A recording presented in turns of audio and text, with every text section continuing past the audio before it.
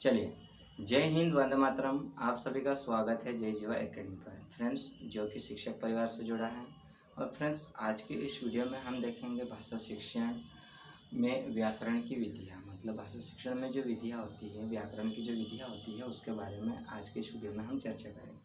But friends, video start करने से पहले आपसे ये रिक्वेस्ट करना चाहता हूँ कि अगर आप जय जीवा एकेडमी पर नए हों तो हमारे चैनल को सब्सक्राइब कर लीजिएगा। सब्सक्राइब करने का रीज़न ये है कि फ्रेंड्स, जो भी हम रोज़ नए नए वीडियो आपके लिए अपलोड करते हैं, तैयार करते हैं, वो आप तक सबसे पहले पहुंच जाए, ठीक है ना।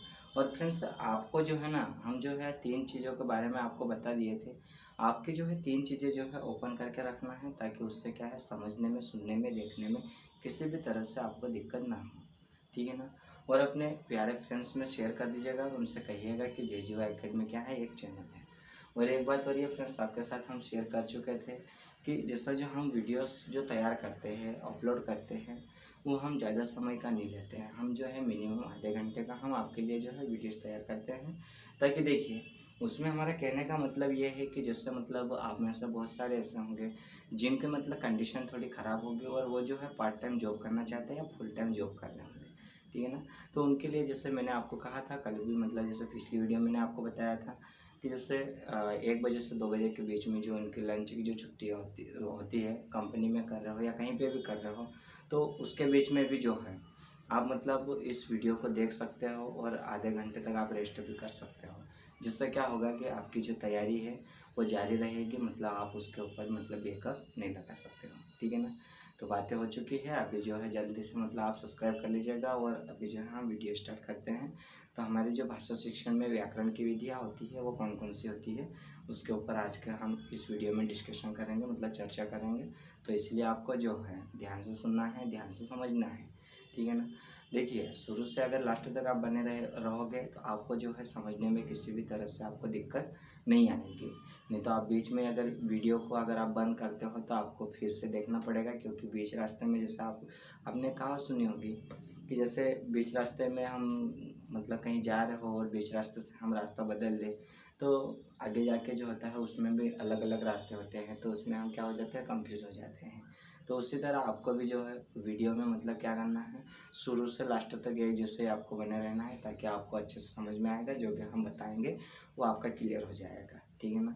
तो जैसे हम बात कर रहे हैं भाषा शिक्षण में व्याकरण की विधियाँ जो होती है, मतलब विधि पहली जैसे हम देखेंगे तो पहली विधि हमारी कौन सी होती है, तो आगमन विधि होती है। कौन सी होती है, आगमन विधि। अब आगमन विधि की बात की जाए ना फ्रेंड्स, तो आगमन विधि किस तरह से मतलब जो होती है हमको मतलब हेल्प करती है। आगमन विधि में हम किस तरह से बच्चों का हम जब अध्ययन करवाते हैं, पढ़ाते हैं, तो किस तरह से हम उसको करवा सकते हैं, तो इसके बारे में हम चर्चा करेंगे। थोड़ा ध्यान से सुनिएगा, ठीक है ना। तो जैसे हम आगमन विधि की बात कर रहे हैं, तो इस विधि में अनुभव, उदाहरणों तथा क्या होता है, प्रयोगों का प्रत्यक्ष अध्ययन करके नियम बनाए जाते हैं। तो इस विधि में जब हम मतलब बच्चों को पढ़ाते हैं तो सबसे पहले हम क्या करते हैं, बच्चों को एग्जाम्पल देते हैं, हमारा खुद का अनुभव हम बताते हैं। जैसे मान लो अगर आपने कोई सा टॉपिक ले लिया, जैसे कि मैं आपको मेरे ओर से एक टॉपिक ले लेता हूँ पर्यावरण के ऊपर से। तो मैंने एक टॉपिक लिया पर्यावरण, ठीक है ना। तो पर्यावरण का जो मैंने टॉपिक लिया, तो मैं जैसे आऊँ आपको जो है मतलब डायरेक्ट पर्यावरण के बारे में नहीं चर्चा करूँगा।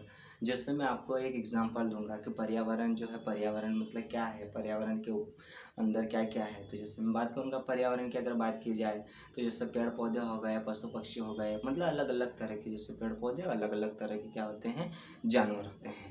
तो वैसे क्या होता है, आगमन विधि में पहले क्या किया जाता है, पहले एग्जाम्पल दिया जाता है, उसके बाद में उसके नियम बताए जाते हैं।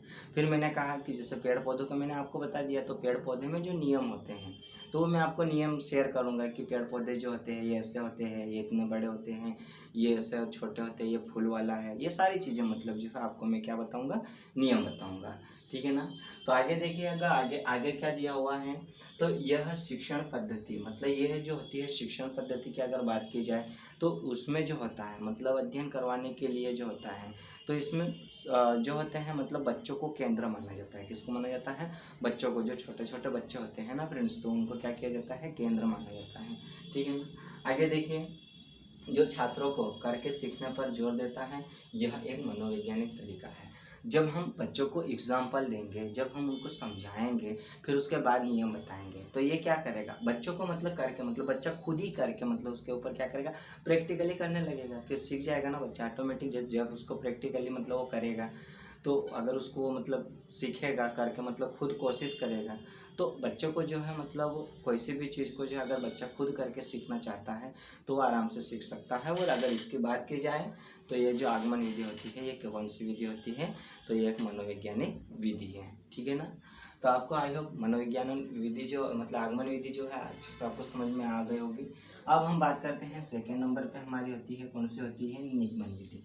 अब जैसे देखिए फ्रेंड्स, निगमन विधि स्टार्ट करने से पहले आपसे एक रिक्वेस्ट करना चाहते हैं कि अगर आप जय जीवा एकेडमी पर नए हों तो जय जीवा एकेडमी को जल्दी से सब्सक्राइब कर लीजिएगा और अपने प्यारे फ्रेंड्स में शेयर कर दीजिएगा और उनसे कहिएगा कि जय जीवा एकेडमी क्या है, एक चैनल है जो कि शिक्षक परिवार से जुड़ा हुआ है, ठीक है ना। और आज का जो हमने मतलब जो टॉपिक लिया हुआ है, तो ये हमारी कौन सी हिंदी पेडालॉजी की थ्योरी मतलब है, ठीक है ना। हिंदी पेडालॉजी की जो थ्योरी में से जैसा हमने टॉपिक लिया है, तो भाषा शिक्षण के में व्याकरण की विधि, तो व्याकरण की जैसे मैंने आपको अभी बता दिया कि आगमन विधि जो है वो किस तरह से होती है। तो आगमन विधि क्या होती है, आगमन विधि में पहले एग्जाम्पल बताए जाते हैं, फिर उसके नियम बताए जाते हैं।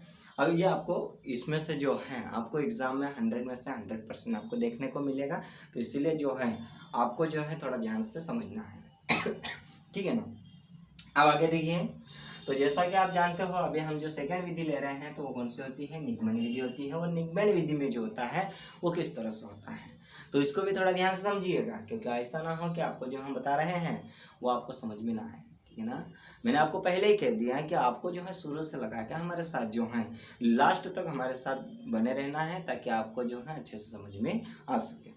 तो जैसे आप जानते हो कि जैसे मतलब निगमन विधि की बात की जाए फ्रेंड्स, तो निगमन विधि जो होती है, तो इस विधि में विद्यार्थियों को पहले क्या बताया जाता है, नियम बताए जाते हैं, उसके बाद जो होता है मतलब उसके क्या बताए जाते हैं, एग्जाम्पल बताए जाते हैं।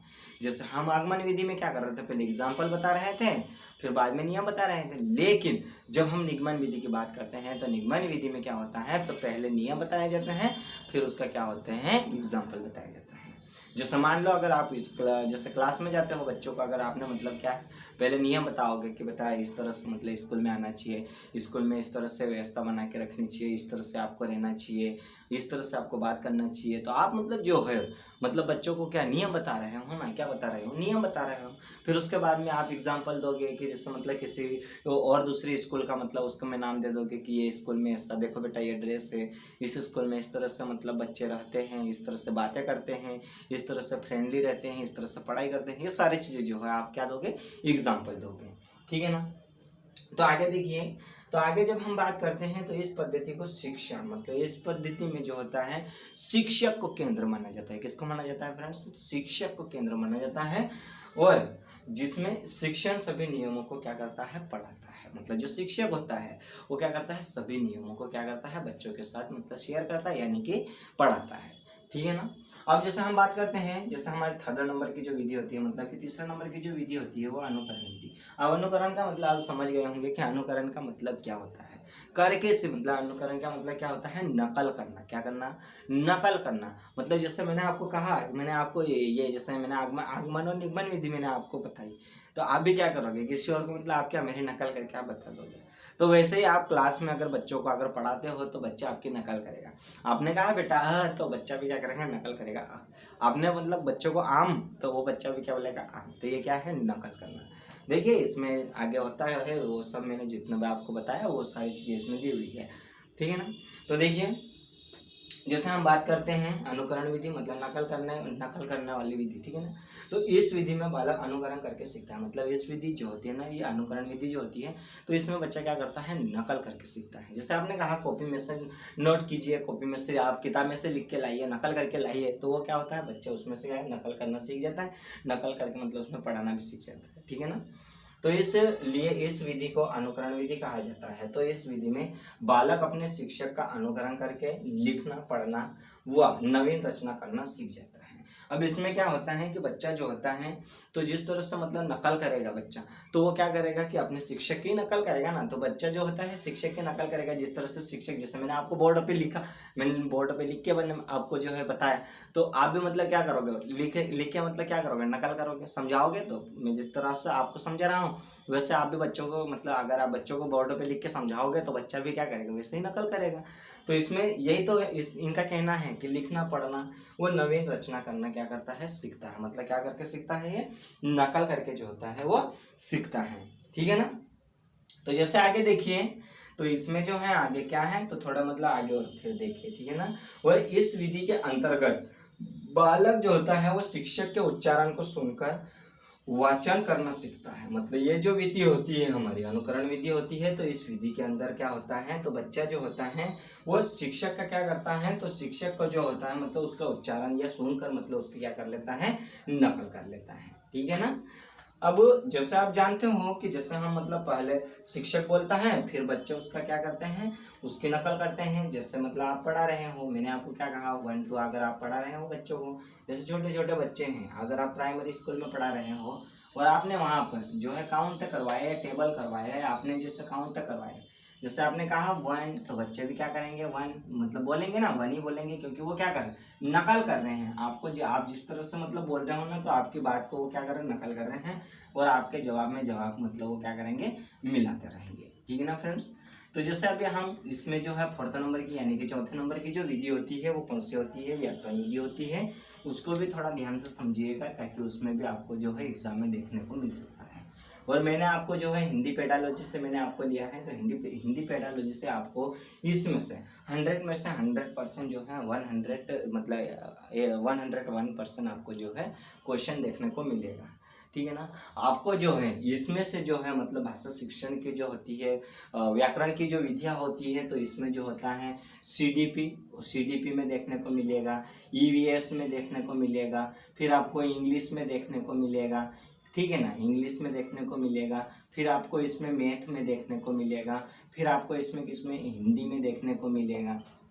ठीक है ना। फिर आपको संस्कृत में आपको देखने को मिलेगा। तो ये जितने भी मतलब जैसे हम टेट से रिलेटेड एग्जाम देते हैं ना, तो उसमें ये इस टॉपिक से रिलेटेड आपको कहीं ना कहीं पे मतलब जो होते हैं क्वेश्चन देखने को मिलते हैं।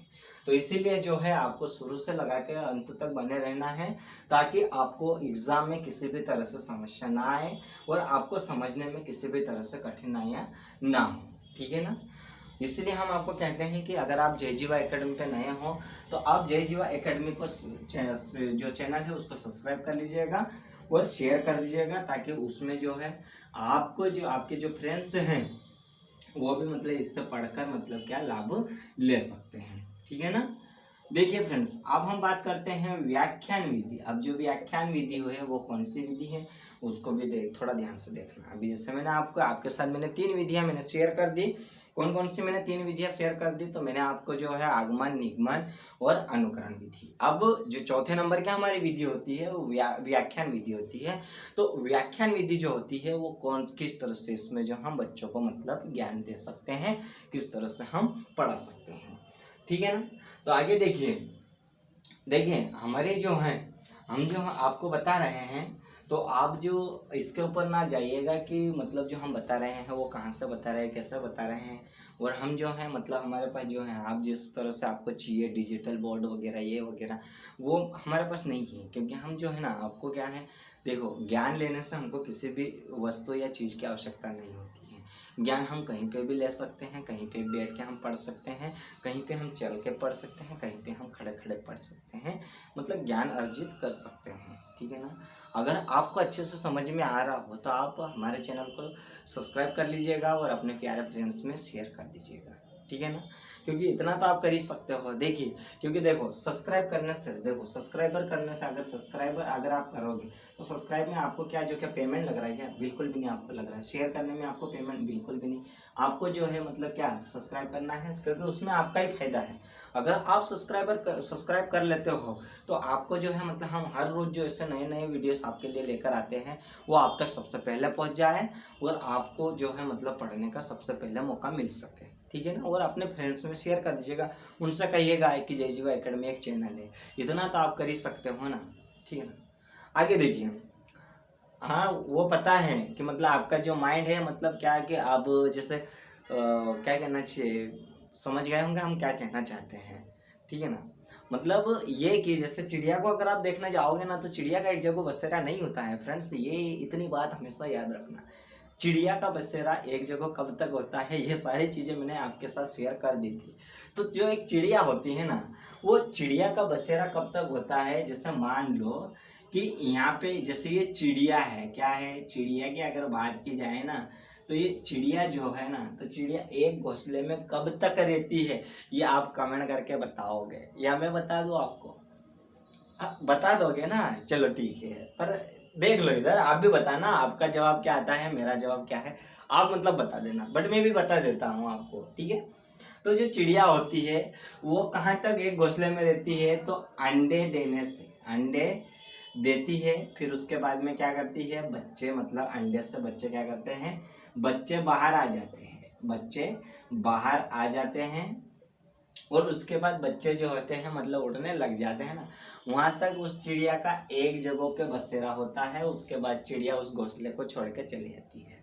तो वैसे ही आपको भी हम कह रहे हैं कि आपके लाइफ में कई ऐसी चिड़ियाएँ आएगी, कई ऐसी चिड़ियाएँ होगी जो मतलब क्या होगा कि एक जगह बसेरा नहीं होगा, ठीक है ना। आप में से बहुत सारे ऐसे होंगे जो चिड़िया को मतलब क्या है, बहुत ही गौर से, बहुत ही ध्यान से देखते होंगे, ठीक है ना। मजाक कर रहे हैं, बुरा मत लगाना, ठीक है। आइए देखिए, अब हम व्याख्यान विधि की देख रहे हैं। तो व्याख्यान विधि में किसी तथ्य विषय की व्याख्या की जाती है। जब व्याख्यान विधि की बात करते हैं, तथ्य या विषय की क्या की जाती है, तो विषय की क्या की जाती है, व्याख्या की जाती है। जैसे इसमें अगर बात की जाए, कोई सा एक टॉपिक ले लो, विषय ले लो, जिस सब्जेक्ट ले लो, उसी में से क्या की जाती है, उसकी व्याख्या की जाती है। तो वो किस तरह से की जाती है उसको भी थोड़ा ध्यान से, मतलब इस जो होती है, मतलब विषय की व्याख्या की जाती है।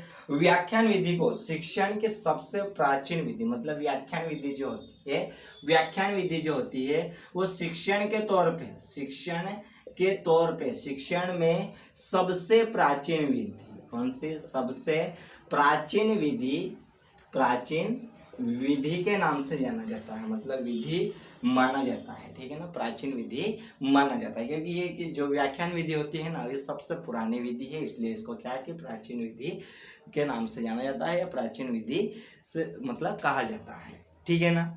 अब देखिए, अब जैसे हम बात करते हैं तो जैसे व्याख्यान विधि में आगे क्या होता है, इस विधि में शिक्षक की भूमिका जो होती है प्रमुख होती है। मतलब इस विधि की बात की जाए, इस विधि में तो जो शिक्षक की जो भूमिका होती है, यानी एक टीचर की जो भूमिका होती है, शिक्षक की भूमिका क्या होती है, तो शिक्षक की भूमिका कैसे होती है, भूमिका कैसी होती है, तो शिक्षक की भूमिका कैसे होती है, तो ये कैसी होती है, थोड़ा ध्यान से बताइएगा। तो ये कैसे होती है, प्रमुख होती है, मतलब मुख्य होती है।